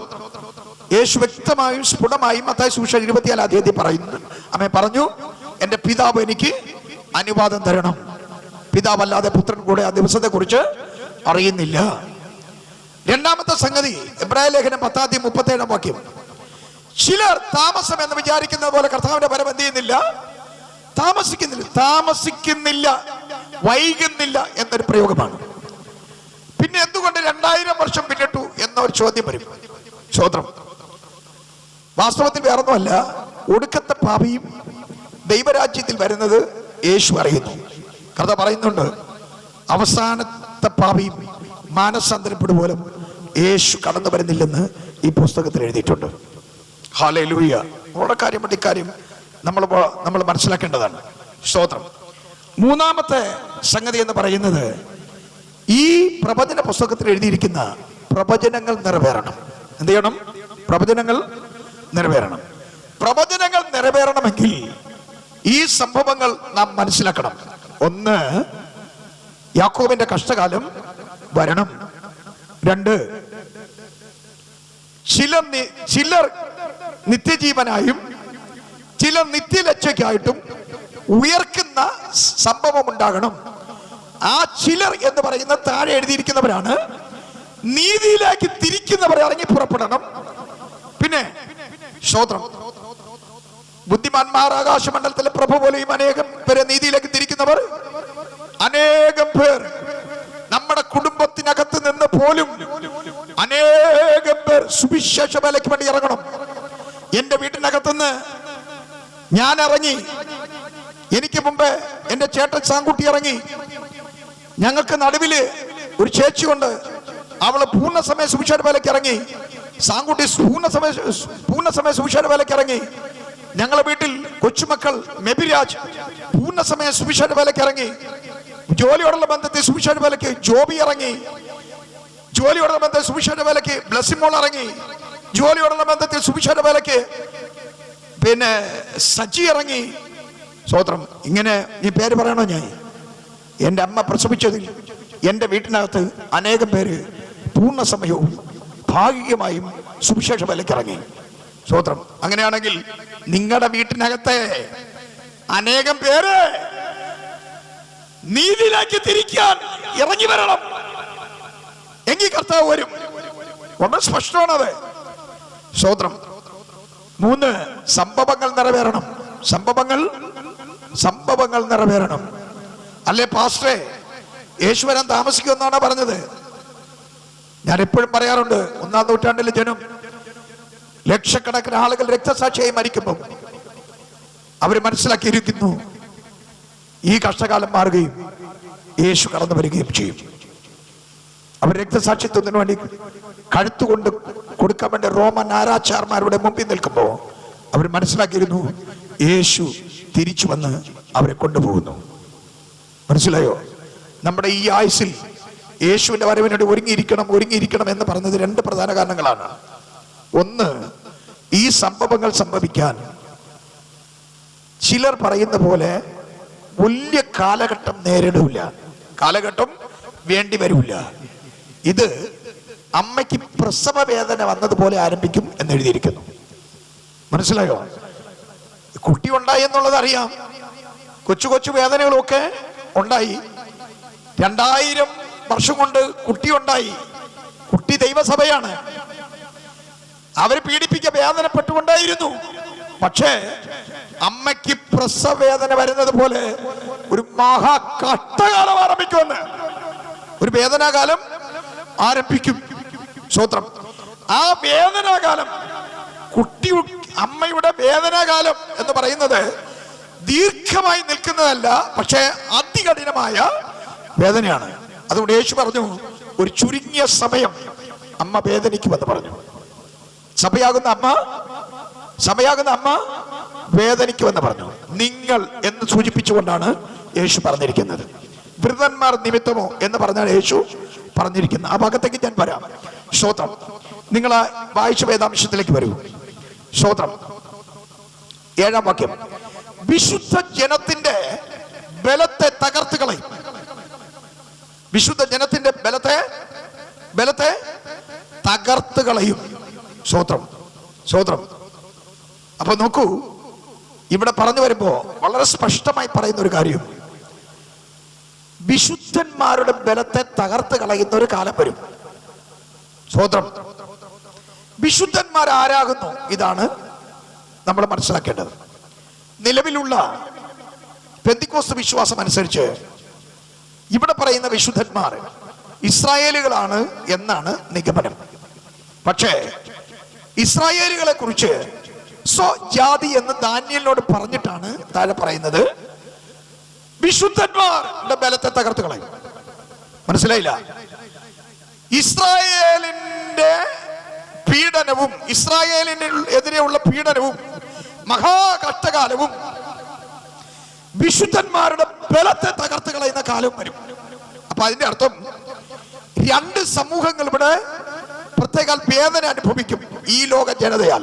ഒന്ന് ഇസ്രായേൽ ജനതയും, രണ്ട് വിശുദ്ധ ജനവും. വേദപുസ്തകം പരിശോധിച്ചാൽ പഴയ നിയമ വിശുദ്ധന്മാരെയും പുതിയ നിയമ വിശുദ്ധന്മാരെയും കാണാൻ പറ്റും. നാം ആവർത്തന പുസ്തകം മുതൽ കീഴോട്ട് പഴയ നിയമ വിശുദ്ധന്മാരുടെ ലിസ്റ്റ് നമുക്ക് കാണാൻ പറ്റും. ധാരാളം വിശുദ്ധന്മാർ. നിങ്ങൾ 1 ശമൂവേൽ പുസ്തകം 2:9 വിശുദ്ധന്മാരെ, പഴയ നിയമമാണ്, കർത്താവ് കാക്കുന്നു എന്ന് കാണുന്നു. 2 ദിനവൃത്താന്ത പുസ്തകം 6:41 വിശുദ്ധന്മാർ ദൈവത്തിന്റെ ഭക്തന്മാരാകുന്നു എന്ന് എഴുതിയിട്ടുണ്ട്. സ്തോത്രം. ഭൂമിയിലെ വിശുദ്ധന്മാരോ എനിക്ക് ശ്രേഷ്ഠന്മാർ തന്നെ. സങ്കീർത്തനം 16:3 ഉണ്ടോ? സ്തോത്രം. 30:4 വിശുദ്ധന്മാർ ദൈവത്തെ സ്തുതിച്ച് പാടുന്നു എന്ന് എഴുതിയിട്ടുണ്ട്. വിശുദ്ധന്മാർ കർത്താവിനെ സ്നേഹിപ്പീൻ എന്ന ആഹ്വാനം കൊടുത്തിരിക്കുന്നു. സങ്കീർത്തനം 31:23. സങ്കീർത്തനം 34:9 വിശുദ്ധന്മാർ ദൈവത്തെ ഭയപ്പെടുവിൻ എന്ന് കൊടുത്തിരിക്കുന്നു. 97:28 സങ്കീർത്തനം വിശുദ്ധന്മാരെ കർത്താവ് ഉപേക്ഷിക്കുകയില്ല എന്ന് എഴുതിയിട്ടുണ്ട്. സങ്കീർത്തനം 50:5 എന്റെ വിശുദ്ധന്മാരെ എന്റെ അടുക്കൽ കൂട്ടുവീൻ എന്ന് പഴയ നിയമ ഭക്തന്മാരെ കുറിച്ച് പറയുന്നു. 52:9 ദൈവം തന്റെ വിശുദ്ധന്മാർക്ക് നല്ലവനാകുന്നു എന്ന് എഴുതിയിട്ടുണ്ട്. ഇങ്ങനെ പഴയ നിയമത്തിൽ വിശുദ്ധന്മാർ എന്ന് പറയുന്നത് ആവർത്തന പുസ്തകം മുതൽ പറയുന്ന ഒരു പല്ലവിയാണ്. അപ്പോൾ ഒരു ചോദ്യം ഉണ്ടാകും, യേശു ക്രിസ്തുവിന് മുമ്പേ വിശുദ്ധന്മാരുണ്ടെങ്കിൽ പിന്നെ വിശുദ്ധീകരിക്കാൻ യേശു വരേണ്ടതില്ലായിരുന്നല്ലോ? സ്വാഭാവികമായി നമ്മൾ വളർന്ന കുഞ്ഞുങ്ങൾ, ചിന്തിക്കുന്ന കുഞ്ഞുങ്ങളൊക്കെ ചോദിക്കും. ഉത്തരം 1 പത്രോസ് 1:11 പഴയ നിയമത്തിൽ പറയുന്ന സകല വിശുദ്ധന്മാരും ക്രിസ്തുവിനോടുകൂടെ വിശുദ്ധീകരിക്കപ്പെട്ടവരാകുന്നു എന്ന് തിരുവെഴുത്തിൽ എഴുതിയിരിക്കുന്നു. അവർ ചെയ്ത ഉടമ്പടികളും അവർ ചെയ്ത യാഗങ്ങളും നിമിത്തം, രക്തം ചൊരിച്ചിൽ നിമിത്തം, അവരുടെ പാപങ്ങൾക്ക് വേണ്ടി പ്രായശ്ചിത്ത യാഗം കഴിച്ച് ദൈവത്തോട് നിയമം ചെയ്ത് നിരന്നപ്പോ, നീതിമാന്മാരായി തീർന്നപ്പോ അവരിൽ ക്രിസ്തുവിന്റെ ആത്മാവ് വന്നിരുന്നു എന്നെഴുതിയിരിക്കുന്നു. നമ്മളിലും അങ്ങനെയാണ്. യാഗത്തിന് പകരം യേശു ക്രിസ്തുവിന്റെ പരമയാഗം നാം നമ്മുടെ യാഗമായി പരിഗണിച്ച് വിശ്വസിച്ച് നമ്മുടെ പാപങ്ങളെ ക്രൂശിന്റെ ചുവട്ടിലിട്ട് ഒരു പാപപരിഹാര യജ്ഞം എന്ന നിലയിൽ കർത്താവിന്റെ മുഖത്ത് നോക്കി അനുദപിച്ച് കരഞ്ഞ് പശ്ചാത്തപിച്ച് പിന്തിരിയുമ്പോൾ ക്രിസ്തുവിന്റെ ആത്മാവ് നമ്മുടെ മേൽ വരുന്നു. അവന്റെ ആത്മാവില്ലാത്തവൻ എനിക്കുള്ളവനല്ല. പഴയ നിയമപ്രകാരവും പുതിയ നിയമപ്രകാരവും വിശുദ്ധന്മാർ എന്ന് പറയുന്നത് ക്രിസ്തുവിനെ കൂടാതെ വിശുദ്ധന്മാർ ഉളവായിട്ടില്ല. ഇനി ഭൂമിയിൽ യേശു ക്രിസ്തുവിനെ കൂടാതെ വിശുദ്ധന്മാരില്ല എന്ന് ഉറക്കെ പ്രഖ്യാപിക്കുന്നതാണ് വേദപുസ്തകം. ഇയ്യോബിന്റെ പുസ്തകത്തിൽ ദൈവം പറയുന്നു ഇയ്യോബ് നിഷ്കളങ്കനായിരുന്നു. പക്ഷെ ആ പുസ്തകത്തിൽ നിന്ന് തന്നെ പറയുന്നു മർത്തിയിൽ നിന്നും ജനിച്ച വിശുദ്ധനുണ്ടോ? മനസ്സിലായ പറഞ്ഞ? അപ്പോ യേശു ക്രിസ്തുവിൽ ജനിക്കാത്ത ഒരുത്തൻ ഭൂമിയിൽ വിശുദ്ധനായി ഇല്ല എന്ന് ഉറക്കെ പറയുന്നു. യോഹന്നാൻ സുവിശേഷം 3:3-3-5-3-7-3-6 ഈ ഭാഗങ്ങളിലൊക്കെ പറയുന്നു you must be born again in the spirit and in the water. വെള്ളത്താലും ആത്മാവിനാലും നിങ്ങൾ വീണ്ടും ജനനം പ്രാപിക്കണം. എന്റെ ഡെസർട്ടേഷനിലും തീസിസിലും ഒക്കെ ഈ വാക്യമാണ് എന്നെ ഉദ്ദീപിച്ചത്. What is the water and spirit which gives rebirth? പുനർജന്മം കൊടുക്കുന്ന ഈ വെള്ളം ഏതാണ്? പുനർജന്മം കൊടുക്കുന്ന ഈ സ്പിരിറ്റ് ഏതാണ്? ആത്മാവ് ഏതാണ്? അതിനെക്കുറിച്ചുള്ള വിശദീകരണമാണ്. സ്തോത്രം. നിങ്ങൾക്ക് ആർക്കെങ്കിലും വായിക്കാൻ താല്പര്യമുണ്ടെങ്കിൽ എൻ്റെ ലൈബ്രറിയിലുണ്ട്, നിങ്ങൾക്ക് അടുത്ത് വായിക്കാം ഒരു കോപ്പി. സ്തോത്രം. അപ്പൊ ഞാൻ പറഞ്ഞത് സഹോദരങ്ങളെ, വിശുദ്ധന്മാർ എന്ന് പറയുന്നത് യേശു ക്രിസ്തുവിന്റെ ആത്മാവിനാലും തന്റെ രക്തത്താലും അല്ലാതെ ഈ ഭൂമിയിൽ നാം വിശുദ്ധന്മാരെ കാണുന്നില്ല. സ്തോത്രം. അപ്പൊ ഇവിടെ നോക്കൂ, യേശു ക്രിസ്തുവിന്റെ അക്ഷരികമായ ക്രൂശ് മരണത്തിന് ശേഷം ഒരു യാഗങ്ങളും യാഗവിധികളും കൊണ്ട് ഒരു മനുഷ്യൻ വിശുദ്ധീകരിക്കപ്പെടുന്നില്ല. അതുകൊണ്ട് ഇസ്രായേലിന്റെ ചരിത്രം എന്നറിയപ്പെടുന്ന ഓൾഡ് ടെസ്റ്റമെന്റ്, പഴയ നിയമം എന്നറിയപ്പെടുന്ന അതിൽ വരുന്ന സകല വിശുദ്ധന്മാരും യേശുവിന്റെ ക്രൂശീകരണത്തോടുകൂടെ ഒരു ഫുൾ സ്റ്റോപ്പ് വന്നു. അതുകൊണ്ടാണ് ന്യൂ കവനന്റ്, പുതിയ നിയമം എന്ന് പറഞ്ഞുകൊണ്ട് യേശുവിന്റെ രക്തത്താൽ സ്ഥാപിക്കപ്പെട്ടിരിക്കുന്നത്. ഇനി നിങ്ങൾ യാഗങ്ങളും യാഗവിധികളും നടത്തി ക്രിസ്തുവിന്റെ ആത്മാവിനെ കൈക്കൊള്ളാമെന്ന് പഴയ പിതാക്കന്മാർ വിശ്വസിച്ച പോലെ നിങ്ങൾ വിശ്വസിക്കാതെ ക്രൂശിലേക്ക് നോക്കി ജീവരക്ഷ പ്രാപിക്കൂ എന്ന് ഉറക്കെ വിളിച്ചു പറയുന്നതാണ് സുവിശേഷം. സുവിശേഷം ഭൂമിയിൽ വന്നിട്ട് സുവിശേഷത്താൽ അല്ലാതെ ആരും നീതീകരിക്കപ്പെടുന്നില്ല. സുവിശേഷത്താൽ അല്ലാതെ ആരും രക്ഷിക്കപ്പെടുന്നില്ല. സുവിശേഷത്താൽ അല്ലാതെ ആരും വിശുദ്ധീകരിക്കപ്പെടുന്നില്ല. ഹല്ലേലൂയ. അതുകൊണ്ടാണ് ഉറക്കെ പ്രസ്താവിക്കുന്നത് വിശുദ്ധ ജനം എന്ന് വെച്ചാൽ ദൈവത്തിന്റെ സഭ എന്ന് പറയുന്നത്. അവരുടെ ബലത്തെ തകർത്ത് കളയുന്ന ഒരു കാലം വരും. പറഞ്ഞ മനസ്സിലായോ? 1-ാം നൂറ്റാണ്ട് മുതൽ തന്നെ വിശുദ്ധ സഭയുടെ ബലത്തെ നശിപ്പിക്കാൻ റോമൻ ചക്രവർത്തിമാർ പീഡന മുറകളുമായി കച്ചകെട്ടി ഇറങ്ങിയിട്ടുണ്ട്. Hallelujah, hallelujah. അതൊക്കെ ചെറിയ നൊമ്പരങ്ങൾ മാത്രമായിരുന്നു. ശേഷം പാപത്തിന്റെ ആക്രോശങ്ങളും വശീകരണ ശക്തികളുമായി വലിയ പാശ്ചാത്യ സംസ്കാരം പോലെയുള്ള സംസ്കാരങ്ങളും മതങ്ങളും കൊണ്ട്, കാട് പടപ്പുകൾ കൊണ്ട് ഈ സഭ എന്ന മുന്തിരിവള്ളിയെ ഞെക്കി ഞെരുക്കി ഫലം പുറപ്പെടുവിക്കാതിരിക്കാൻ പരമാവധി ലോക ചരിത്രത്തിൽ ബലത്തെ ക്ഷയിപ്പിച്ചു. സഭയെ കീറി മുറിച്ചു നോക്കി. സഭയ്ക്കകത്ത് അന്ധവിശ്വാസങ്ങളും അവിശ്വാസങ്ങളും സംശയങ്ങളും വചന പഠനമില്ലായ്മയും ദുരുപദേശങ്ങളും പട്ടത്വവും പൗരത്വവും ഇതൊക്കെ മാറിപ്പോയെന്ന് സ്തോത്രം എബ്രായ ലേഖനം കർത്താവ് എഴുതിയിരിക്കുന്നു. വായിക്കും, എബ്രായ ലേഖനം വായിച്ചാൽ മതി. പട്ടത്വവും പൗരത്വവും ഒക്കെ എന്റെ കർത്താവ് എടുത്ത് ദൂരത്ത് കളഞ്ഞു. സ്തോത്രം. വിഗ്രഹാരാധന, അസ്ഥിപൂജ, മറ്റു സ്വരൂപ വണക്കങ്ങൾ ഇവയൊക്കെ കയറി സഭയുടെ ബലത്തെ നശിപ്പിക്കാൻ സത്യവചനത്തിൽ നിന്നും ദൈവസഭയെ വ്യതിചലിപ്പിക്കുന്ന ക്ഷുദ്രശക്തികൾ ദൈവസഭയ്ക്കകത്ത് പ്രവേശിച്ച് ദൈവസഭയെ മുടിച്ചു കളയാൻ, ബലത്തെ നശിപ്പിക്കാൻ ശ്രമിച്ചു. അതൊക്കെ കൊച്ചു കൊച്ചു നൊമ്പരങ്ങൾ മാത്രമേ ഉള്ളൂ. ഇന്നും ഒരു പുതിയ തലമുറയ്ക്ക് വചനത്തെ ആവശ്യമില്ല. ഹല്ലേലൂയ.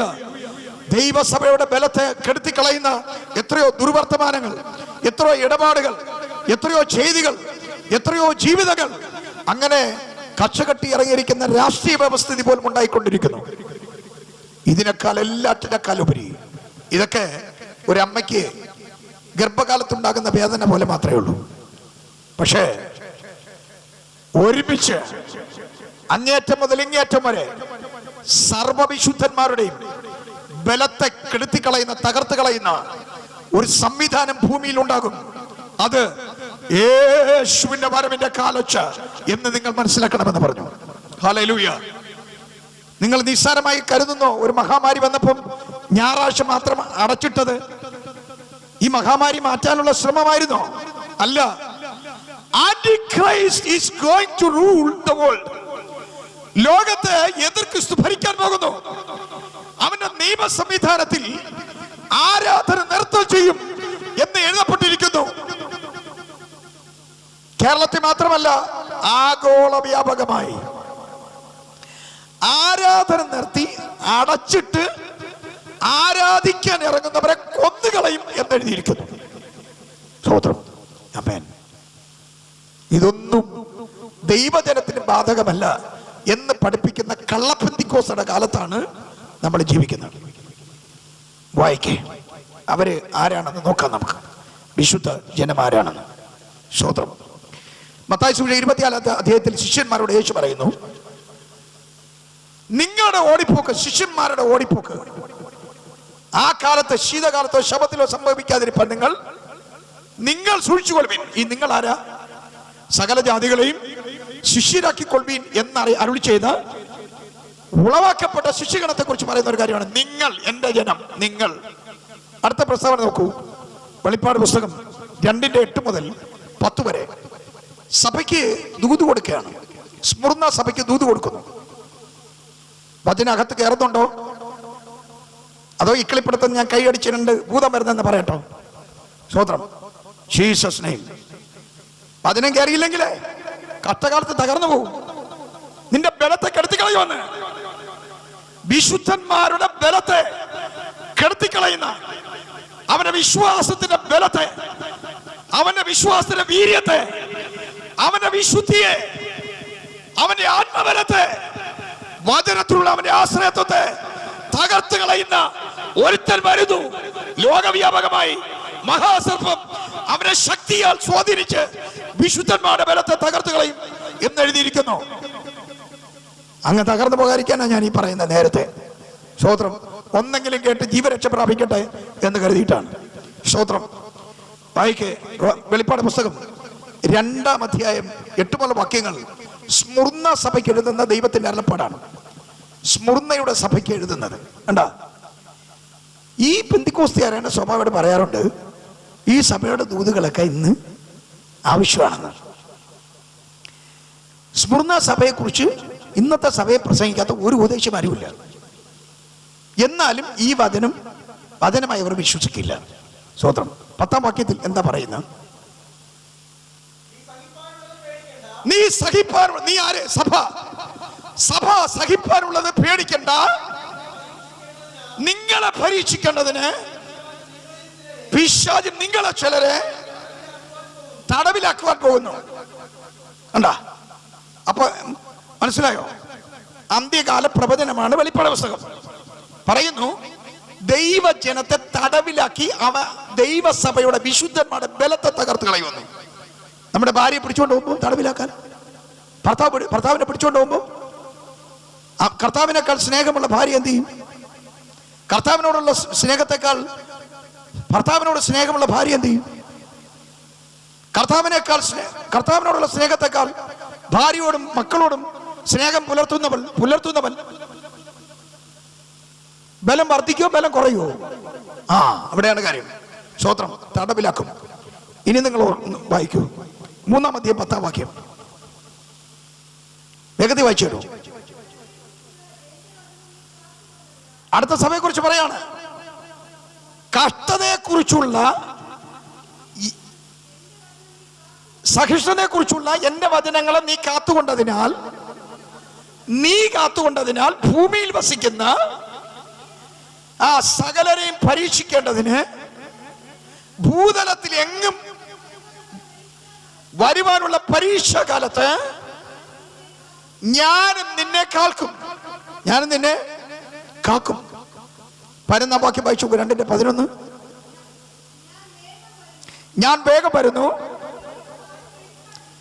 നിന്റെ കിരീടം ആരും എടുക്കാതിരിപ്പാൻ തക്കവണ്ണം നിനക്കുള്ളത് പിടിച്ചുകൊള്ളുക. നിങ്ങൾക്കറിയാമോ, ഈ പുസ്തകം വായിച്ചാൽ അല്പകാലത്തേക്കുള്ള ലഘുവായ കഷ്ടം എന്ന് വിശുദ്ധന്മാരുടെ ജീവിതത്തെ കുറിച്ച് എഴുതിയിരിക്കുന്നു. അല്പകാലത്തെ കുറിച്ചുള്ള ലഘുവായ കഷ്ടം. നമുക്ക് ആ ഭാഷ അങ്ങോട്ട് മനസ്സിലായിട്ടില്ല ഇതുവരെ. അല്പകാലം എന്ന് നമ്മൾ ഉദ്ദേശിച്ചിരിക്കുന്നത് പീഡാകാലത്തിന് മുമ്പ് എന്നാണ്. പക്ഷെ അല്പകാലം എന്ന് പറയുന്നത് അതൊന്നുമല്ല. അല്പകാലം മാത്രം ഈ ഭൂമിയിലെ വാസം സ്വർപ്പുരമാണ് എൻ്റെ നിത്യമാം വീട്, എൻ്റെ നിത്യമാം വീട്. ഇതിന്റെ അർത്ഥം എന്തോ? ഒരുവൻ ക്രിസ്തുവിലായി അവന്റെ ശ്വാസം പോകുന്നത് വരെയുള്ള ദൈർഘ്യത്തെയാണ് ഒരു ക്രിസ്ത്യാനി അല്പകാലം എന്ന് പറയുന്നത്. ഒരു മനുഷ്യൻ രക്ഷിക്കപ്പെടാതെ ഭൂമിയിലായിരിക്കുന്ന കാലമാണ് അവന്റെ ദീർഘകാലം. ഒരുവൻ ക്രിസ്തുവിലായാൽ പിന്നെ ശേഷിക്കുന്ന സമയം ക്രിസ്തുവിന് വേണ്ടി ചെലവിട്ട് അത് എപ്പോ കഴിഞ്ഞു പോയെന്ന് നമ്മൾ അറിയുന്നില്ല. പുറകോട്ട് നോക്കിയാലേ നീണ്ട വർഷങ്ങൾ ഇതെങ്ങനെ കഴിഞ്ഞു പോയെന്നാണ്. സ്തോത്രം. രാത്രികൾ കഴിഞ്ഞു പോയത് അറിഞ്ഞില്ല, പകലുകൾ കഴിഞ്ഞു പോയത് അറിഞ്ഞില്ല. സ്തോത്രം. ക്രിസ്തുവിലായ സന്തോഷം, പീഡനങ്ങൾ ഇല്ലെന്നല്ല, കഷ്ടങ്ങൾ ഇല്ലെന്നല്ല, പ്രയാസങ്ങൾ ഇല്ലെന്നല്ല, പക്ഷെ ക്രിസ്തുവിലായ ആ സന്തോഷം ജീവിതത്തെ അല്പകാലമാക്കി മാറ്റി. സ്തോത്രം. ക്രിസ്തുവിൽ മൺമറയുന്നത് വരെയുള്ള കാലം, ഈ അല്പകാലമാണ് നമ്മൾ സൂക്ഷിക്കേണ്ടത്. സ്തോത്രം. 6:9 വായിച്ചു നോക്കൂ. ഈ വിശുദ്ധന്മാർ ആരാണെന്ന് അവിടെ എഴുതിയിട്ടുണ്ട്. വായിക്കും. അവൻ 5-ാം മുദ്ര പഠിച്ചപ്പോൾ കഷ്ടകാലമാണ്. 5-ാം മുദ്ര എന്നൊക്കെ പറഞ്ഞ കഷ്ടകാലം. ദൈവവചനം നിമിത്തവും തങ്ങൾ പറഞ്ഞ സാക്ഷ്യം, അത് യേശുവിനെ കുറിച്ചുള്ളതാണെന്ന് താഴോട്ട് എഴുതിയിട്ടുണ്ട്. ദൈവവചനം നിമിത്തവും തങ്ങൾ പറഞ്ഞ യേശുവിനെ സംബന്ധിച്ചുള്ള സാക്ഷ്യം നിമിത്തവും അറുക്കപ്പെട്ട ആത്മാക്കളെ ഞാൻ യാഗപീഠത്തിന്റെ അരികിൽ കണ്ടു. ഇത് പാസ്റ്റർമാരെ നിന്നെയൊക്കെ അറുക്കാൻ കൊണ്ടുപോകണമെന്ന് പറഞ്ഞ ആളുകൾ പിറ്റാഴ്ച പള്ളി വരൂല. അതുകൊണ്ട് പറഞ്ഞതാണ്, അറുക്കാനൊന്നും കൊണ്ടുപോകില്ല. പിന്നെ എവിടെ കൊണ്ടുപോകും? കിരീടമൊക്കെ വെച്ച് ഭൂമിയിലെ കിരീടമൊക്കെ തന്ന് മാലയൊക്കെ ചൂടിച്ച് നിന്നെ ഇവിടെ രാജാവാക്കി വാഴിക്കും എന്ന് ഇവിടുത്തെ കള്ള സുവിശേഷകർ എന്ത് ചെയ്യുന്നു? പ്രഖ്യാപിക്കുന്നു. പാല് കിട്ടും, തേന് കിട്ടും, വയല് കിട്ടും, വീട് കിട്ടും, അത് കിട്ടും, ഇത് കിട്ടും, വരിക എന്ന് പറഞ്ഞ് വിളിക്കുന്ന ഒരു നല്ല സുവിശേഷം ഇവിടെ ഉണ്ട്, അവരുടെ നല്ല സുവിശേഷം. പക്ഷെ വേദവസ്തം പറയുന്നത് നമ്മെ അറുക്കാൻ കൊണ്ടുപോകുന്ന ഒരു കാലമുണ്ടെന്ന്. ഏത് നിമിത്തം? ദൈവവചന നിമിത്തം, നാം പറഞ്ഞ സാക്ഷ്യ നിമിത്തം, യേശു രക്ഷകൻ എന്ന് പറഞ്ഞ നിമിത്തം അറുക്കാൻ കൊണ്ടുപോകുന്ന ഒരു കാലം വരുന്നെന്ന്. ആ കാലഘട്ടത്തെ അറുത്താലും കഴുത്ത് വെച്ചു കൊടുക്കാന് ബലം പ്രാപിക്കാനാണ് ഉപവാസ പ്രവർത്തനം വരാൻ പറയണത്. വിട്ടുപോയാല് അഥവാ പാതാളത്തിലേക്ക് ചെല്ലും, നിത്യയാതന സ്ഥലത്തേക്ക് ചെല്ലും. നാം ഈ കാര്യം മനസ്സിലാക്കണം. അടുത്ത് 7, 13, 14. മൂപ്പന്മാരിൽ ഒരുത്തൻ എന്നോട്, വെള്ളം നിലങ്കി ധരിച്ചിരിക്കുന്ന ഇവരാർ? ദൈവസഭയെ കുറിച്ച് പറയുന്നതാണ്. അടുത്ത്, എവിടെ നിന്ന് വരുന്നു എന്ന് ചോദിച്ചു. യജമാനൻ അറിയുമല്ലോ എന്നവർ പറഞ്ഞു. അവർ എന്നോട് പറഞ്ഞത്, ഇവർ മഹാകഷ്ടത്തിൽ നിന്ന് കയറി വന്ന് പറഞ്ഞു. ഹല്ലേലൂയ. ഈ കഷ്ടത നമ്മൾ കാലൊടിഞ്ഞു കിടന്ന കഷ്ടതയല്ല. വിശുദ്ധിയില്ലാതെ തിരുവത്താവളം കഴിച്ചിട്ട് ആപ്പീസ് പൂട്ടിയ കഷ്ടതയല്ല. സ്വോത്രം. പറഞ്ഞ മനസ്സിലായോ? ആകാത്ത കാര്യങ്ങൾ ചെയ്തു കൂട്ടിയേ തലയെ പിടിച്ചു വെച്ച നിന്നീ അപമാനമൊന്നുമല്ല. ആ സകല നിന്നീ അപമാനങ്ങളും കാലൊടിഞ്ഞതും കൈ ഒടിഞ്ഞതും പോട്ടിയും കണ്ടുപൊട്ടയും കാലുപൊട്ടയും എല്ലാ പൊട്ടികളും യേശുവിന്റെ നാമത്തിൽ വിടുതൽ പ്രാപിക്കും. ഈ പറഞ്ഞ മനസ്സിലായ? രോഗങ്ങളുടെ സൗഖ്യമാകും, ഭൂതങ്ങളുടെ വിട്ടുപോകും, കാലൊടിഞ്ഞിട്ടുണ്ടെങ്കിൽ നേരെയാകും, കിഡ്നി പോയിട്ടുണ്ടെങ്കിൽ തിരിച്ചു കിട്ടും, കരൾ പോയിട്ടുണ്ടെങ്കിൽ വേറെ കരളുണ്ടായി വരും, ഹൃദയം തകരാറിലായാൽ വച്ചു പിടിപ്പിക്കും. സ്വതന്ത്രം അത്ഭുതപരമായ കർത്താവിന്റെ അടുക്കലാണ് വരുന്നത്. ഇങ്ങനെ ശരീരത്തിൽ ആരോഗ്യവും ആയുസ്സും തരുന്ന കർത്താവിന് വേണ്ടി കഷ്ടം സഹിക്കുന്ന ഒരു തലമുറ ഉണ്ടാകുമെന്ന് വിശുദ്ധന്മാരുടെ ബലത്തെ തകർത്ത് കളയുന്ന നാളുകളിൽ അറുക്കൽ കൊണ്ടുപോകുന്ന ആടുകളെ പോലെ കൊണ്ടുപോകുമ്പോ അവർ ബലഹീനരായിരുന്നില്ല. കിടക്കി കിടന്ന രോഗികളെ എടുത്തോണ്ട് പോയി യേശു നിമിത്തം കൊന്നുവെന്നല്ല. അറുക്കപ്പെട്ട ആത്മാക്കൾ എന്ന് പറയുന്നത് കവലകളിൽ നിന്നുകൊണ്ട് എതിർ ക്രിസ്തുവിന്റെ കാലത്ത് യേശു രക്ഷകരെന്ന് ഉറക്കെ പറഞ്ഞവർ, ദൈവവചനം പ്രസംഗിച്ചവർ, അടങ്ങിയിരിക്കാത്തവർ, ആ അറുക്കപ്പെട്ട ആത്മാക്കൾ ഇവർ മഹാകഷ്ടത്തിൽ നിന്ന് വന്ന് പറയും. നിങ്ങൾ ഓർക്കണം, യഹൂദന്മാര് ഇസ്രായേലിൽ ആരെങ്കിലും ഇങ്ങനെ വരുമെന്ന്? അവർ സുഖലോലുവന്മാരായി രാജ്യം പിടിച്ച് ജീവിക്കുന്നു, ടെക്നോളജിക്കൽ അറിവ് വർദ്ധിപ്പിച്ച് തിന്നും വാരിയും കൊഴുത്തും അശ്ലീല മാർഗങ്ങൾ സ്വീകരിച്ചും മോഡേൺ വേൾഡിൽ മോശമായി ജീവിക്കുന്നു. സ്വതന്ത്രം അവരിൽ നിന്ന് രക്ഷിക്കപ്പെടുന്നവരെ ദൈവത്തിന്റെ സഭ എന്ന് വിളിക്കും. അവരെ വിശുദ്ധന്മാരെന്ന് ഈ തിന്നും കുടിച്ചും ആനന്ദിച്ചു ഇരിക്കുന്ന യഹൂദന്മാരെ വിളിക്കുന്നില്ല. പറഞ്ഞ മനസ്സിലായോ? ഇവർക്കൊരു രക്ഷാനിർണയം ഉണ്ടാകും. ഭൂലോകർക്ക് രക്ഷാനിർണയം ഉണ്ടാകുന്നത് പോലെ ഇസ്രായേലിന് ഒരിക്കലും കിട്ടാൻ സാധ്യതയില്ലെങ്കിലും ദൈവം അവരോട് കൂടെ പറഞ്ഞിരിക്കുന്നു, എന്റെ മനസ്സലിവിൽ, എന്റെ കരുണയിൽ, എന്റെ കൃപയിൽ അക്കാലത്ത് യഹൂദൻ ഒറ്റ ദിവസം കൊണ്ട് രക്ഷിക്കപ്പെടുമെന്ന്. സ്വതന്ത്രം കുത്തിബെങ്കിലേക്ക് നോക്കി യേശുവിന്റെ വരവെങ്കിൽ അവൻ രക്ഷിക്കപ്പെടുന്ന അല്ലാതെ, വേർതിരിക്കപ്പെടുന്ന അല്ലാതെ ഇവിടെ വിശുദ്ധന്മാർ അവന്മാരിലൊന്നുമില്ല. വിശുദ്ധന്മാർ യേശുവിന്റെ ജനതയാണ്. സ്വതന്ത്രം വായിക്കും വീണ്ടും 12:17. ആ സഭയോട് കോപിച്ചു, ദൈവകൽപ്പന പ്രമാണിക്കുന്നവരും യേശുവിനെ സാക്ഷ്യമുള്ളവരുമായി അവളുടെ സന്തതിയിൽ ശേഷിപ്പുള്ളവരോട് യുദ്ധം ചെയ്യാൻ വന്നെന്ന്. മഹാസർപ്പം ആണാ സ്ത്രീയെ കുറിച്ച് പറഞ്ഞ ഇസ്രായേൽ എന്നാ പറയണം. തൊട്ട് താഴെ പറഞ്ഞ അവളുടെ സന്തതി യേശുവിന്റെ സാക്ഷികളെന്ന്. ഇവനൊക്കെ വട്ടുപിടിച്ചാ ഇറങ്ങി പ്രസംഗിക്കാൻ, ഇസ്രായേൽ എന്ന് പറയാൻ. അവിടെ എഴുതിയിട്ടില്ലേ സ്ത്രീയുടെ സന്തതി ശേഷിപ്പുള്ളവർ യേശു ക്രിസ്തുവിന്റെ ഭജനവും അവർ പറഞ്ഞ സാക്ഷ്യവും സംബന്ധിച്ച് അവരുടെ യുദ്ധം ചെയ്യാൻ മഹാസർപ്പം വരുന്നെന്ന്. സ്വതന്ത്രം അടുത്ത നിങ്ങൾ വായിക്കൂ, 14:12 സ്വതന്ത്രം ദൈവകൽപ്പനയും യേശുവിങ്കലുള്ള വിശ്വാസവും കാത്തുകൊള്ളുന്ന വിശുദ്ധന്മാർ എന്ന് പറഞ്ഞാൽ വിശുദ്ധ ജനത്തിന്റെ ബലത്തെ തകർത്ത് കളയുന്ന നാളിൽ വിശ്വാസം കാത്തു സൂക്ഷിക്കാൻ പറ്റാത്ത കാലം വരുമെന്ന് ഇവിടെ പറയുന്നു. യേശുവിങ്കലുള്ള വിശ്വാസം കാത്തു സൂക്ഷിക്കുന്ന സ്ത്രീ രത്നങ്ങളും പുരുഷന്മാരും അന്ന് നടുന്തൂണായി നിൽക്കുമെന്ന് ഈ ലോകത്തിന് മുമ്പിൽ. സ്തോത്രം. അടുത്ത നിങ്ങൾ വായിച്ചു 13 വാക്യം വായിച്ച, ഞാൻ സ്വർഗത്തിൽ നിന്ന് ശബ്ദം കേട്ടു. അത് പറഞ്ഞത് എഴുതുക. കണ്ട, മഹോപദ്ര കാലത്തിലെ കാര്യമാണ്. 6 മുതൽ 19 വരെയുള്ള അധ്യായങ്ങൾ മഹോപദ്രകാലമാണ്. അവിടെ പറയുന്നു, ഈ ഉപദ്രവകാലത്തിന്റെ മധ്യത്തിൽ ക്രിസ്തുവിൽ നിദ്ര പ്രാപിക്കുന്ന വിശുദ്ധന്മാർ ഭാഗ്യവാന്മാർ. അവർ തങ്ങളുടെ പ്രവൃത്തിയിൽ നിന്ന് വിരമിച്ച് വിശ്രമിക്കേണ്ടതാകുന്നു. അക്കാലത്ത് വിശുദ്ധന്മാർ കൊല്ലപ്പെടുമ്പോൾ ഞങ്ങൾ ഒന്ന് ഉറങ്ങാൻ പോകുന്നു എന്ന് പറയും, ഞങ്ങളൊന്ന് കിടക്കാൻ പോകുന്നു എന്ന് പറയും. ഞങ്ങൾ ഇന്നലെയും മറ്റന്നാളൊക്കെ ഉറക്കളച്ച് പ്രസംഗിച്ചു, ആയിരങ്ങളെ ആവേശത്തോടെ ക്രിസ്തുവിലേക്ക് നടത്തി. നാളെ പ്രഭാതത്തിൽ ശിരച്ഛേദം വരാൻ പോകുകയാണ്, കഴുത്ത് വെട്ടാൻ പോകുകയാണ്. വിശുദ്ധന്മാർ ചെന്നിട്ട് പറയും, ഇന്ന് ഞങ്ങൾ പ്രസംഗിച്ചു, നാളെ 10 മണിക്ക് എതിർ ക്രിസ്തുവിന്റെ രാജ്യം ഞങ്ങളുടെ തലയെടുക്കാൻ പോകുകയാണ്. നിങ്ങൾ വിചാരിക്കും ഞങ്ങൾ കൊല്ലപ്പെടുന്നത് അല്ല, ഞങ്ങൾ വിശ്രമിക്കാൻ പോവുകയാണ്. We are going to rest. Hallelujah. മരണത്തെ അവർ ചെറുതായി കാണും, നിത്യമരണത്തെ അവർ വലുതായി കാണും. നിത്യമരണം എന്ന് പറഞ്ഞാൽ തീയും ഗന്ധവും കത്തുന്ന പൊയ്കയിൽ നിന്നെയോ എന്നെയോ വലിച്ചെറിഞ്ഞാൽ അതിനാണ് നിത്യമരണം എന്ന് പറയുന്ന വേദപുസ്തകം. ശാരീരിക മരണത്തെ ലഘൂകരിച്ച് കാണുന്നവരെ ഓർത്ത് ഞാൻ ദൈവത്തിന് സ്തോത്രം ചെയ്യുന്നു. മരണഭയമുള്ളവരെല്ലാം ഇവിടെ വച്ച് ആ ഭയത്തിന്റെ ആത്മാവിനെ ഇവിടെ ഇട്ടിട്ട് പോകണം. ഒരെണ്ണം ഇവിടെ നിന്ന് മരണഭയം കൊണ്ട് വെളിയിലിറങ്ങരുത്.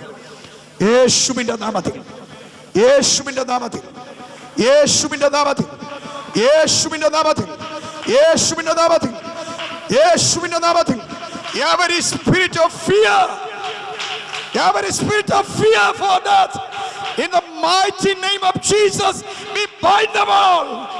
അഗരഗദുര ദലതുര ശാന്തരരബലദിയ എല്ലാ മരണത്തിന്റെ ഭയത്തെ യേശുവിന്റെ നാമത്തിൽ ശാസിക്കുന്നു. മരണം വന്ന വിളിച്ചു പറയൂ, ഞാൻ ഉറങ്ങാൻ പോകുന്നു, ഞാൻ വിശ്രമിക്കാൻ പോകുന്നു. ഹല്ലേലൂയ, ഞാൻ അല്പം റെസ്റ്റ് എടുക്കാൻ പോകുന്നു എന്ന് വിശുദ്ധന്മാർ പറയും. 17:14. ഹല്ലേലൂയ. അവർ കുഞ്ഞാടിനോട് പോരാടും. യേശുവിനോട് അവർ പോരാടും. അവർ ആരെന്ന് പിന്നീട് പറയാം. അവർ പോരാടും. അപ്പൊ നിങ്ങൾ വിചാരിക്കുന്നത് യേശു ഇറങ്ങി വരും, യേശുവിന്റെ നേർക്ക് ചെയ്യുന്നു. അല്ല, എന്നെ തൊട്ടവൻ, എൻ്റെ ജനത്തെ തൊട്ടവൻ എന്നെ തൊട്ടിരിക്കുന്നു എന്നാ യേശു പറഞ്ഞത്. നമ്മളിൽ ആരെങ്കിലും ഒരുത്തനോട് ഒരാൾ പോരാടിയാൽ അത് നമ്മോടല്ല പോരാടുന്നത്, യേശുണ്ടോ പോരാടുന്നു. വായിക്കില്ലേ, താൻ കർത്താതി കർത്താവും രാജാതി രാജാവും ആകൊണ്ട് കുഞ്ഞാട് തന്നോട് കൂടെയുള്ള വിളിക്കപ്പെട്ടവരും വിളിക്കപ്പെട്ടവരും തെരഞ്ഞെടുക്കപ്പെട്ടവരും ദൈവത്തിന്റെ സഭ അടുത്ത് വിശ്വസ്തരുമായി അവരെ ജയിക്കും. ദൈവസഭ എന്ത് ചെയ്യും? അവരെ വിശ്വാസത്തിലും വിശുദ്ധിയിലും രക്ഷാനിർണയത്തിലും ജയിക്കുമെന്നാണ് അതിന്റെ അർത്ഥം. അല്ല, നിങ്ങൾ ചൊറി വന്നിട്ട് പോയെന്നല്ല, കാലുവേദന വന്നിട്ട് പോയെന്നല്ല അതിന്റെ അർത്ഥം. വിശ്വാസത്തിലും വിശുദ്ധിയിലും രക്ഷാനിർണയത്തിലും ഞാൻ കർത്താവിന്റെ പട്ടമകർച്ചയായി ഇത് അവരോധിക്കപ്പെടാൻ പോകുന്നു എന്ന് ജയിക്കും. സ്തോത്രം. 16:15 വേഗത്തിൽ വായിച്ചു. ഞാൻ കള്ളനെ പോലെ വരും. ഇതാണ് മറ്റവരെടുത്ത് പറയണ. കള്ളനെ പോലെ വരും എന്ന് പറഞ്ഞാൽ ഈ കഷ്ടകാലത്ത് അപ്രതീക്ഷിതമായി വരുമെന്ന്.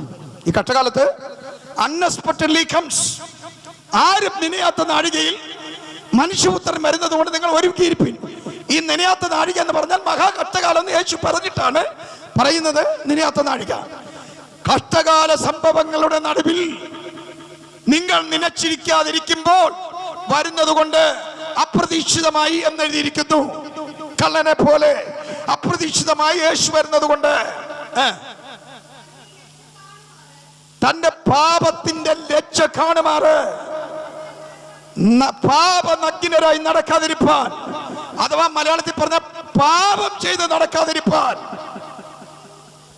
തന്റെ ജീവിത വസ്ത്രം സൂക്ഷിച്ചും ജാഗരിച്ചുകൊണ്ട് കണ്ടോ ഈ കാലത്തും വിശുദ്ധിയോടെ മുന്നേറുക എന്ന ആഹ്വാനമാണ് നൽകിയിരിക്കുന്നത്. സ്തോത്രം. ഇവർ ആർ എന്നതിനെ കാരണം വിശുദ്ധന്മാരുടെ ബലത്തെ തകർത്ത് കളയും എന്നെഴുതിയിരിക്കുന്നു. ആര്? അവർ. ആരാണ് അവർ? നിങ്ങൾ വേദപുസ്തകം വായിച്ചു നോക്കൂ. 13-ാം അധ്യായം മുതൽ അവരെ കുറിച്ച് വ്യക്തമായിട്ട് എഴുതിയിരിക്കുന്നു. എതിർ ക്രിസ്തുവെന്നും അഥവാ മൃഗമെന്നും കള്ളപ്രവാചകനെന്നും മഹാസർപ്പമെന്നും വ്യക്തമായി എഴുതിയിരിക്കുന്നു. നിങ്ങൾ 17-ാം അധ്യായത്തിൽ വന്നാൽ വിശുദ്ധന്മാരുടെ ബലത്തെ തകർത്ത് കളയുന്നവർ ഒരു വേശ്യ സ്ത്രീ എന്നവിടെ എഴുതിയിട്ടുണ്ട്. സ്തോത്രം.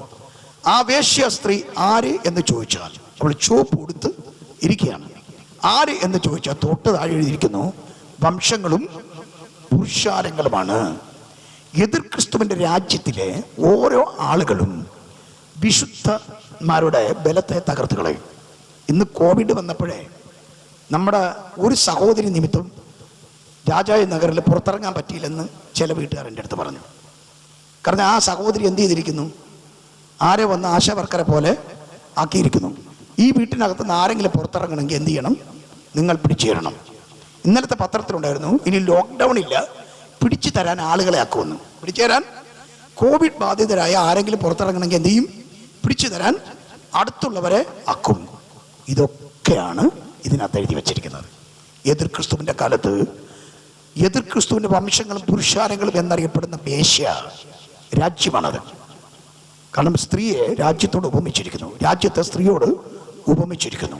രാജ്യം എന്നതോ വംശങ്ങളും പുരുഷാരങ്ങളും. നമ്മുടെ വീട്ടിൻ്റെ അടുത്ത് തന്നെ നമ്മളെ നമ്മുടെ ചട്ടിക്കകത്ത് നിന്ന് തിന്നുകൊണ്ട് പോയവരെ സ്വോത്രം നമ്മെ ഒറ്റ കൊടുക്കുമെന്ന്. അമ്മ എന്ത് ചെയ്യും? ഇവൻ കർത്താവിനോട് പ്രാർത്ഥിക്കുന്നവനെന്നും യേശുവിനെ കുറിച്ച് സാക്ഷിക്കുന്നവനെന്നും ദൈവവചനം പറയുന്നവനെന്നുള്ള സീക്രട്ട് ചോർത്തി കൊടുക്കുമെന്ന്. ഹല്ലേലൂയ. നിൽക്കുവോ? അന്നാളിൽ നിൽക്കുവോ മക്കളെ? നിൽക്കുവോ? നിന്നില്ലെങ്കിൽ ആ ഒരു കാലഘട്ടം നമുക്ക് പ്രതീക്ഷിക്കാൻ പറ്റൂല. അത് കള്ളനെ പോലെ വരുമെന്ന് എഴുതിയിരിക്കുന്നത്. ഹല്ലേലൂയ. അത് നാളെ ആരംഭിക്കാം, ഇന്ന് ആരംഭിക്കാം. അപൂർവം ചില ദിവസങ്ങൾ കൊണ്ട് നിയമം കഠിനമാക്കും എന്നെഴുതിയിരിക്കുന്നു. നിയമം കഠിനമാക്കി തകർത്ത് കളയുമ്പം നീ വിശ്വാസത്തിന് വേണ്ടി നിൽക്കുമോ? ഇന്നൊരു സ്ലാബിന് വേണ്ടി, ഇന്നൊരു പെണ്ണിന് വേണ്ടി, ഇന്നൊരു പുരുഷന് വേണ്ടി, ഇന്നൊരു വീടിന് വേണ്ടി, ഇന്നൊരു ജോലിക്ക് വേണ്ടി ദൈവത്തെയും ദൈവത്തിൻ്റെ തിരുവെഴുത്തുകളെ വിട്ടുകളഞ്ഞ് നട്ടോട്ടം തിരിയുന്ന ആളുകൾ വിശുദ്ധ ജനത്തിൻ്റെ ബലത്തെ തകർത്ത് കളയുമ്പം നീ നിൽക്കുമോ? നിന്നില്ലെങ്കിൽ ഓടിയതും അധ്വാനിച്ചതും നീ വെള്ളത്തിലിറങ്ങി ജീവപര്യന്തം വിശ്വസ്തനായി ഞാൻ ജീവിച്ചുകൊള്ളാന്ന് പറഞ്ഞതൊക്കെ വെള്ളത്തിലാകും. ഹല്ലേലൂയ. പെരുവെള്ളപ്പാച്ചിലിൽ നിത്യ നരകത്തിലേക്ക് നിന്നെ ഒഴുക്കിക്കൊണ്ടുപോകും.